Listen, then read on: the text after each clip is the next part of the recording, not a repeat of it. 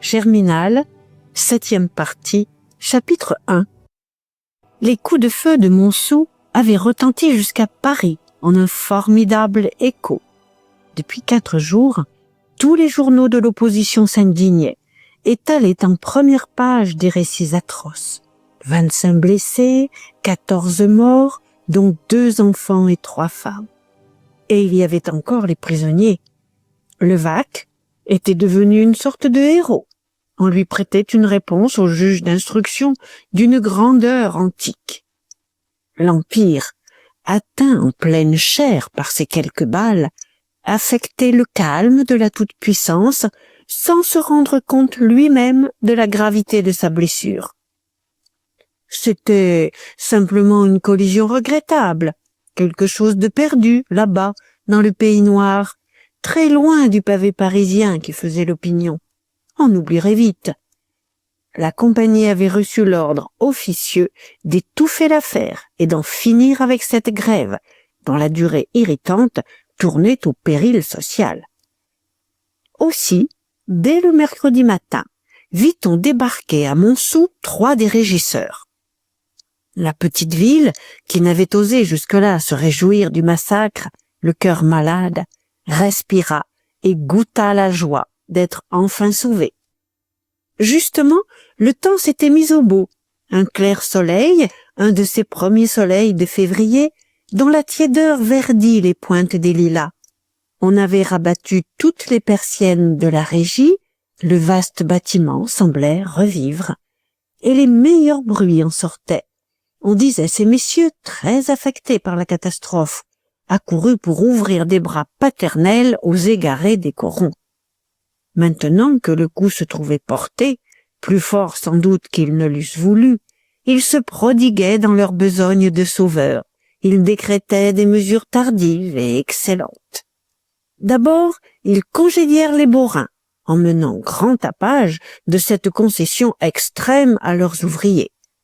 Puis, ils firent cesser l'occupation militaire des fosses, que les grévistes écrasés ne menaçaient plus.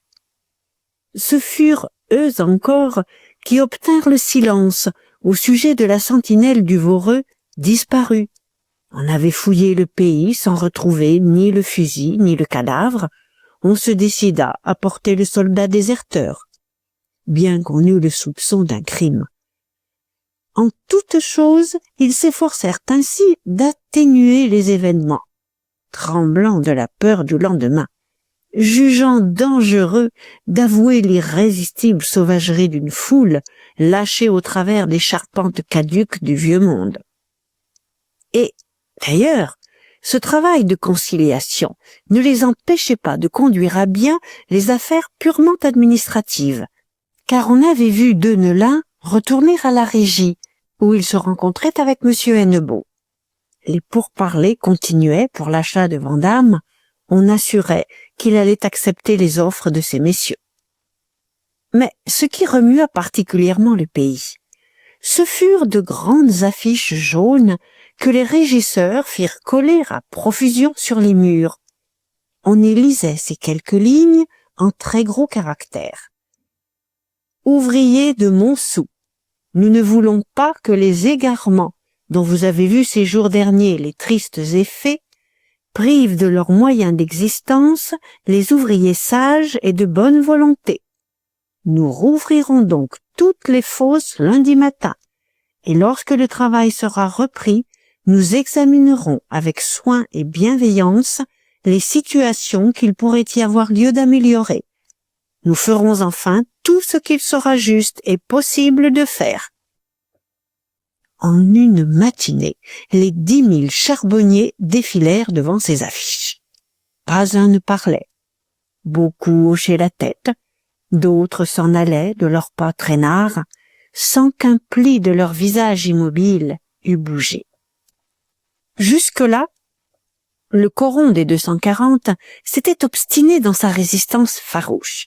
Il semblait que le sang des camarades qui avaient rougi la boue de la fosse en barrait le chemin aux autres. Une dizaine à peine étaient redescendus. Pierron et des cafards de son espèce, qu'on regardait partir et rentrer d'un air sombre, sans un geste ni une menace. Aussi, une sourde méfiance accueillit-elle l'affiche collée sur l'église. On ne parlait pas des livrets rendus là-dedans. Est-ce que la compagnie refusait de les reprendre? Et la peur des représailles, l'idée fraternelle de protester contre le renvoi des plus compromis, les faisait tous s'entêter encore. C'était louche. Il fallait voir. On retournerait au puits quand ces messieurs voudraient bien s'expliquer franchement. Un silence écrasait les maisons basses. La faim elle-même n'était plus rien. Tous pouvaient mourir depuis que la mort violente avait passé sur les toits. Mais une maison parmi les autres, celle des Maheu, restait surtout noire et muette dans l'accablement de son deuil. Depuis qu'elle avait accompagné son homme au cimetière, la Maheude ne desserrait pas les dents. Après la bataille, elle avait laissé Étienne ramener chez eux Catherine, boueuse, à demi morte. Et comme elle la déshabillait devant le jeune homme pour la coucher, elle s'était imaginé un instant que sa fille, elle aussi, lui revenait avec une balle au ventre, car la chemise avait de larges taches de sang. Mais elle comprit bientôt. C'était le flot de la puberté qui crevait enfin dans la secousse de cette journée abominable. Ah, une chance encore, cette blessure.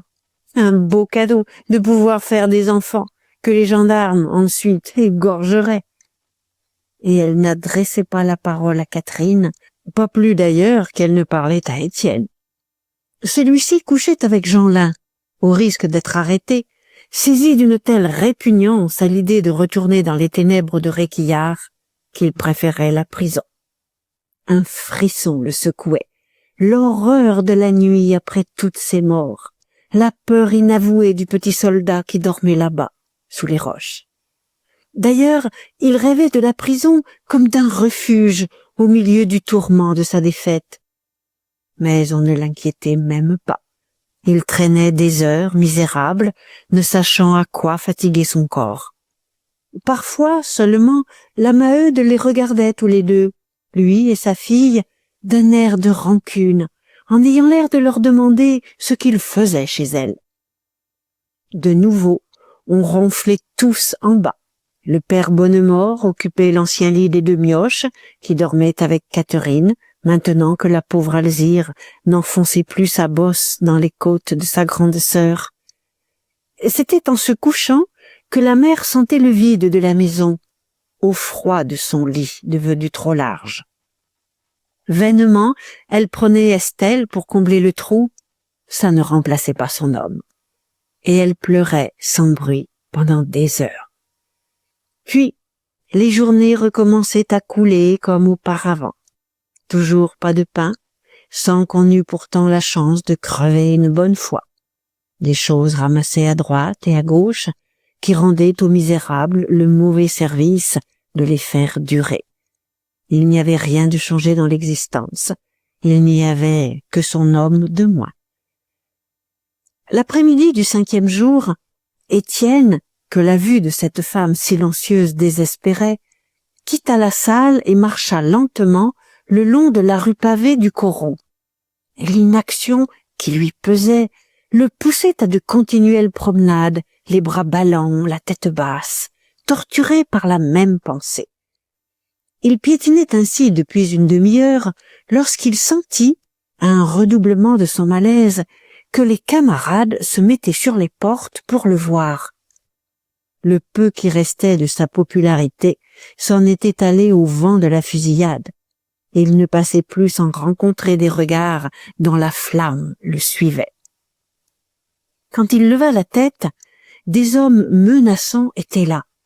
Des femmes écartaient les petits rideaux des fenêtres, et, sous l'accusation muette encore, sous la colère contenue de ses grands yeux, élargis par la faim et les larmes, il devenait maladroit, il ne savait plus marcher. Toujours derrière lui, le sourd reproche augmentait.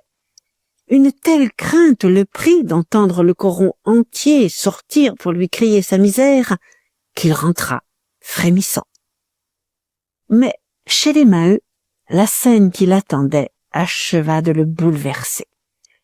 Le vieux Bonnemort était près de la cheminée froide, cloué sur sa chaise depuis que deux voisins, le jour de la tuerie, l'avaient trouvé par terre, sa canne en morceaux, abattu comme un vieil arbre foudroyé.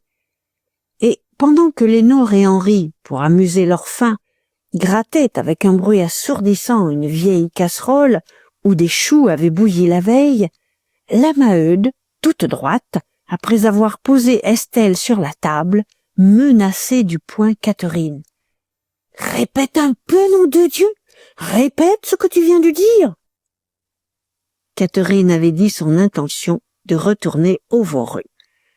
L'idée de ne pas gagner son pain, d'être ainsi tolérée chez sa mère comme une bête encombrante et inutile, lui devenait chaque jour plus intolérable. Et, sans la peur de recevoir quelques mauvais coups de Chaval, elle serait redescendue dès le mardi. Elle reprit en bégayant. « Qu'est-ce que tu veux? On ne peut pas vivre sans rien faire. Nous aurions du pain au moins. » La Maheude l'interrompit. « Écoute, le premier de vous autres qui travaille, je l'étrangle. Ah non, ce serait trop fort de tuer le père et de continuer ensuite à exploiter les enfants.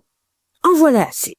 J'aime mieux vous voir tous emportés entre quatre planches comme celui qui est parti déjà. » Et, furieusement, son long silence creva en un flot de paroles. Une belle avance, ce que lui apporterait Catherine. À peine 30 sous, auxquels on pouvait ajouter 20 sous si les chefs voulaient bien trouver une besogne pour ce bandit de Jeanlin. 50 sous et 7 bouches à nourrir. Les mioches n'étaient bons qu'à engloutir de la soupe. Quant au grand-père, il devait s'être cassé quelque chose dans la cervelle en tombant, car il semblait imbécile, à moins qu'il n'eût les sangs tournés d'avoir vu les soldats tirer sur les camarades. N'est-ce pas, vieux? Ils ont achevé de vous démolir. Vous avez beau avoir la poigne encore solide, vous êtes fichu. Bonnemort la regardait de ses yeux éteints, sans comprendre.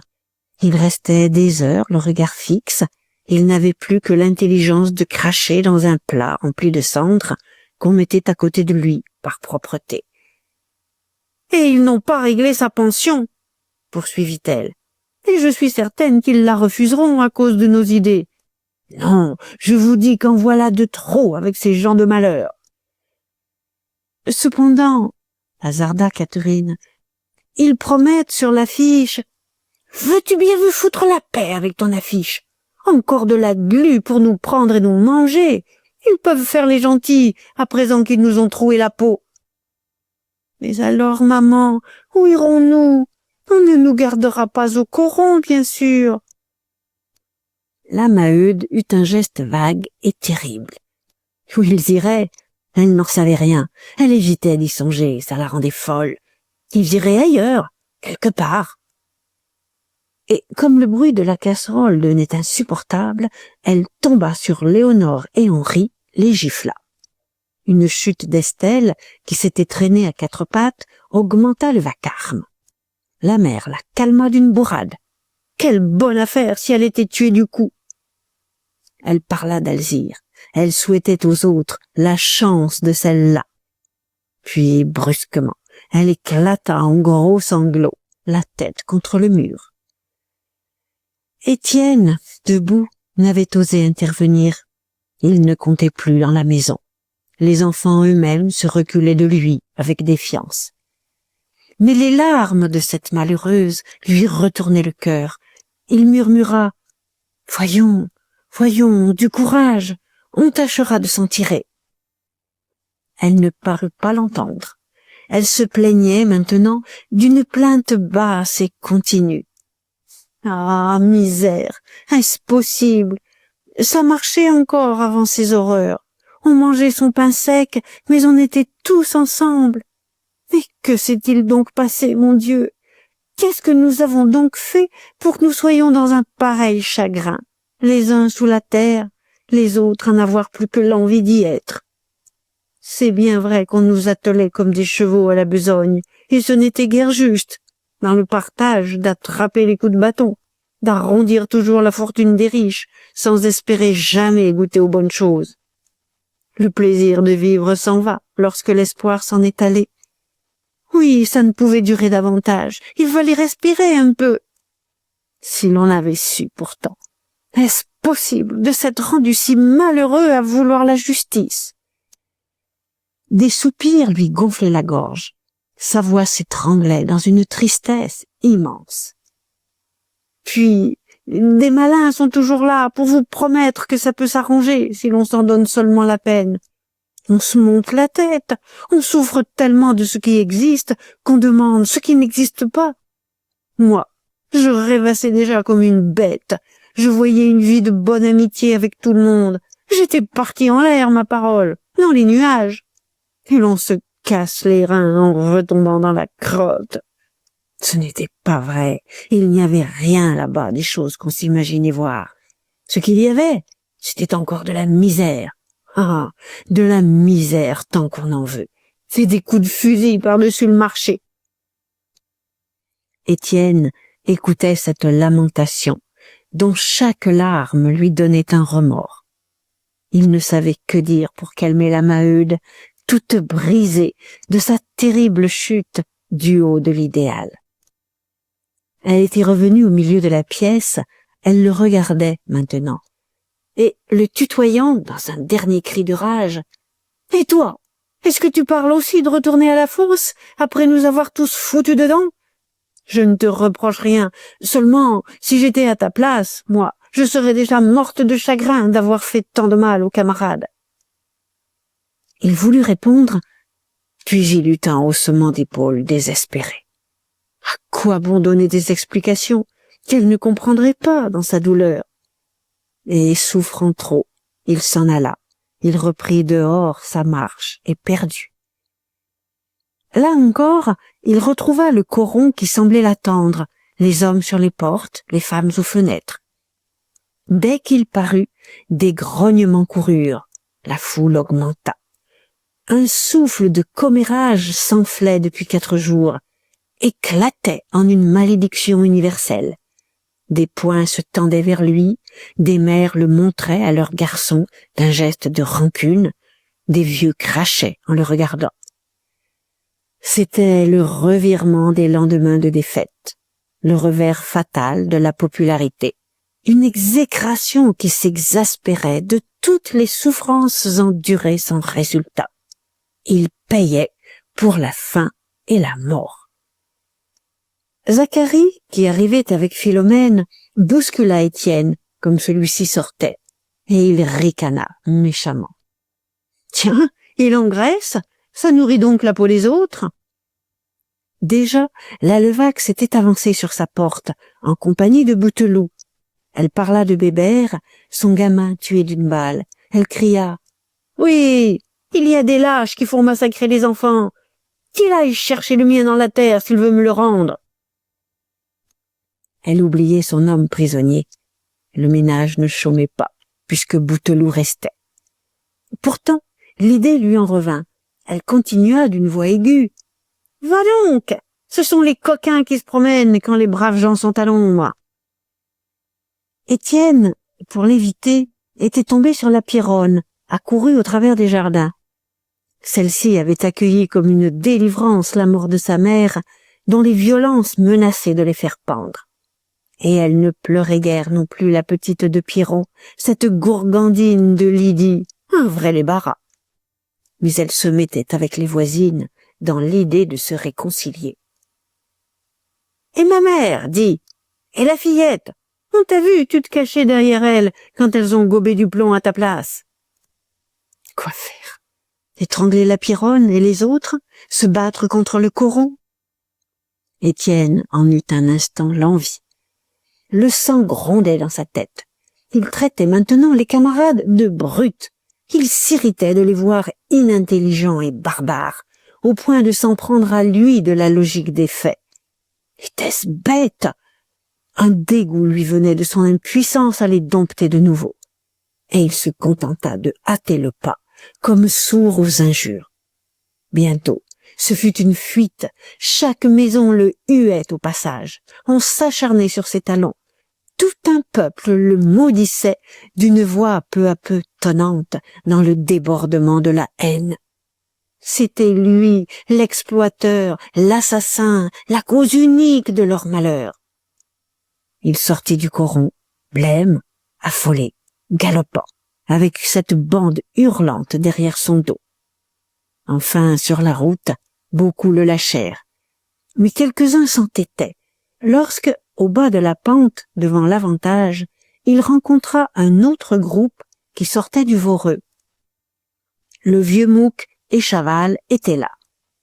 Depuis la mort de la Mouquette, sa fille, et de son garçon, Mouquet, le vieux continuait son service de palefrenier sans un mot de regret ni de plainte.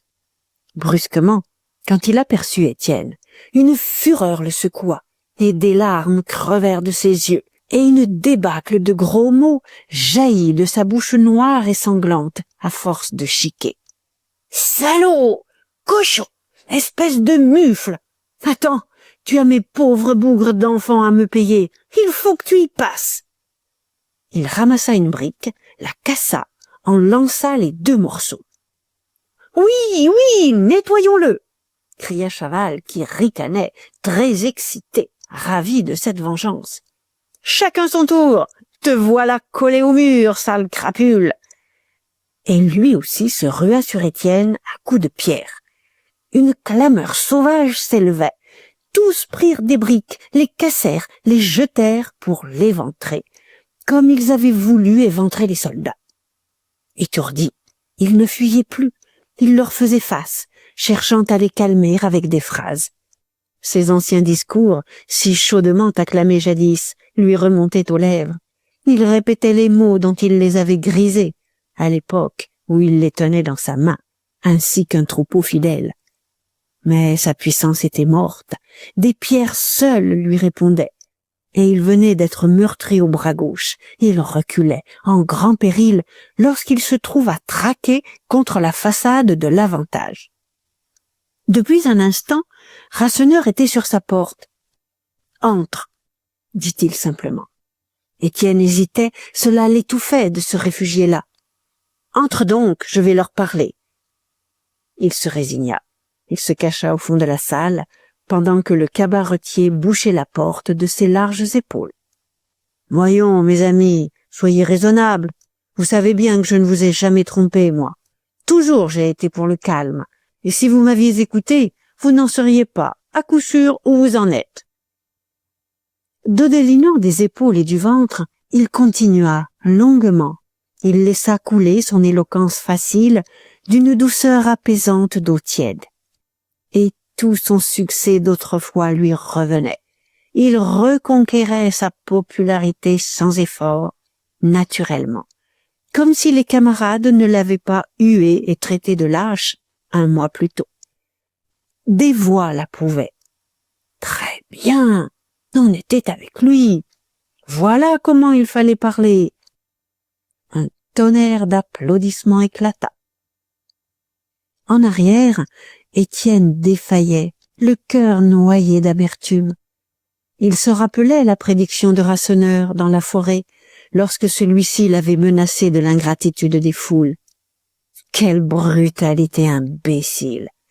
Quel oubli abominable des services rendus! C'était une force aveugle qui se dévorait constamment elle-même. Et, sous sa colère à voir ces brutes gâter leur cause, il y avait le désespoir de son propre écroulement, de la fin tragique de son ambition. Et quoi? Était-ce fini déjà? Il se souvenait d'avoir, sous les hêtres, entendu 3000 poitrines battre à l'écho de la sienne. Ce jour-là, il avait tenu sa popularité dans ses 2 mains. Ce peuple lui appartenait, il s'en était senti le maître. Des rêves fous le grisaient alors. Montsou à ses pieds, Paris là-bas, député peut-être, foudroyant les bourgeois d'un discours, le premier discours prononcé par un ouvrier à la tribune d'un parlement. Et c'était fini. Il s'éveillait misérable et détesté. Son peuple venait de le reconduire à coups de briques. La voix de Rasseneur s'éleva. Jamais la violence n'a réussi. On ne peut pas refaire le monde en un jour. Ceux qui vous ont promis de tout changer d'un coup sont des farceurs ou des coquins. « Bravo! Bravo !» cria la foule. Qui donc était le coupable? Et cette question qu'Étienne se posait achevait de l'accabler. En vérité, était-ce sa faute, ce malheur dont il saignait lui-même, la misère des uns, l'égorgement des autres, ses femmes, ses enfants, amaigris et sans pain? Il avait eu cette vision lamentable un soir, avant les catastrophes. Mais déjà une force le soulevait, il se trouvait emporté avec les camarades. Jamais d'ailleurs il ne les avait dirigés, c'étaient eux qui le menaient, qui l'obligeaient à faire des choses qu'il n'aurait pas faites sans le branle de cette cohue poussant derrière lui. À chaque violence, il était resté dans la stupeur des événements, car il n'en avait prévu ni voulu aucun. Pouvait-il s'attendre, par exemple, à ce que ces fidèles du coron le lapideraient un jour?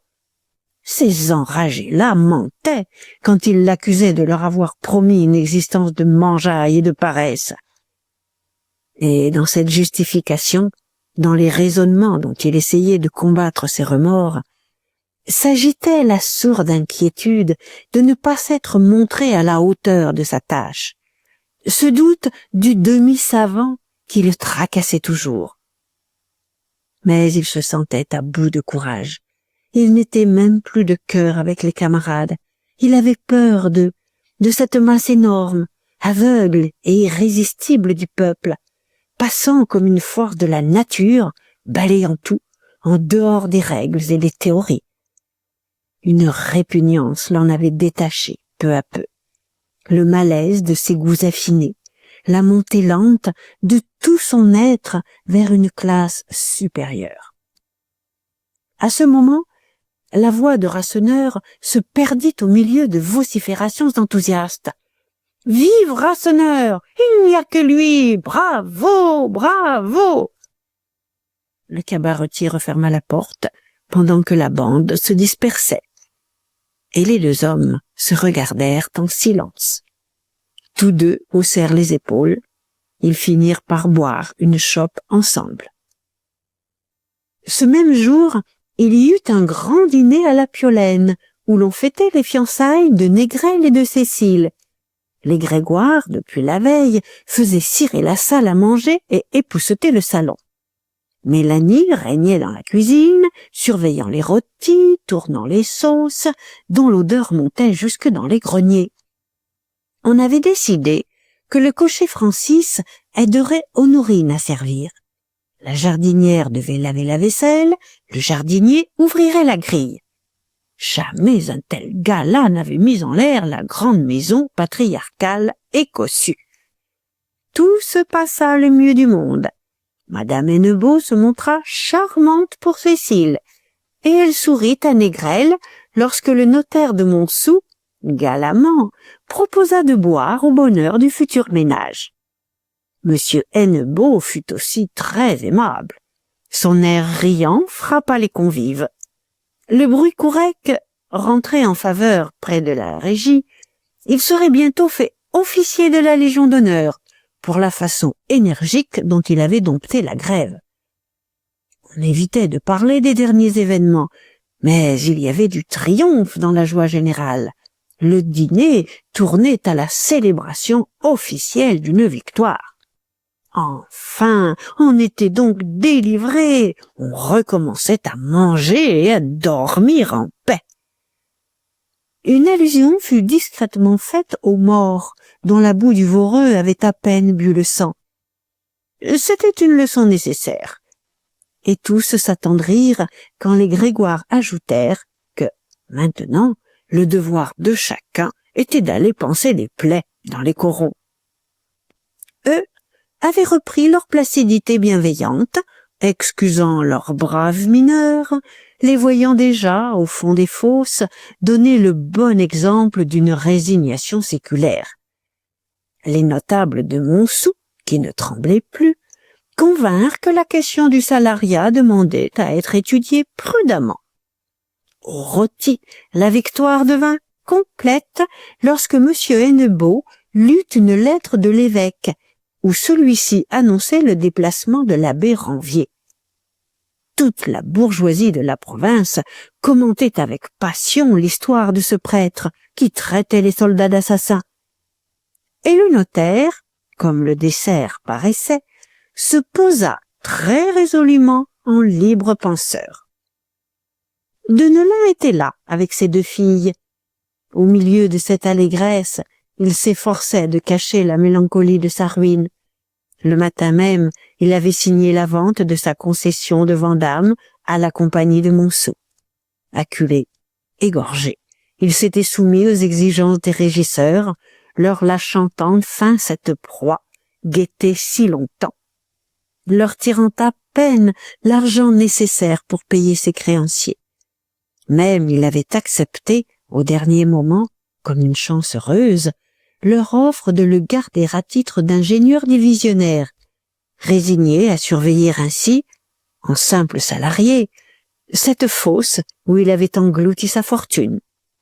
C'était le glas des petites entreprises personnelles, la disparition prochaine des patrons, mangés un à un par l'ogre sans cesse affamé du capital, noyé dans le flot montant des grandes compagnies. Lui seul payait les frais de la grève. Il sentait bien qu'on buvait à son désastre en buvant à la rosette de M. Hennebeau. Et il ne se consolait un peu que devant la belle crânerie de Lucie et de Jeanne, charmantes dans leurs toilettes retapées, riant à la débâcle en jolies filles garçonnières dédaigneuses de l'argent. Lorsqu'on passa au salon prendre le café, Monsieur Grégoire emmena son cousin à l'écart et le félicita du courage de sa décision. « Que veux-tu? Ton seul tort a été de risquer à Vandame le million de ton denier de Monceau.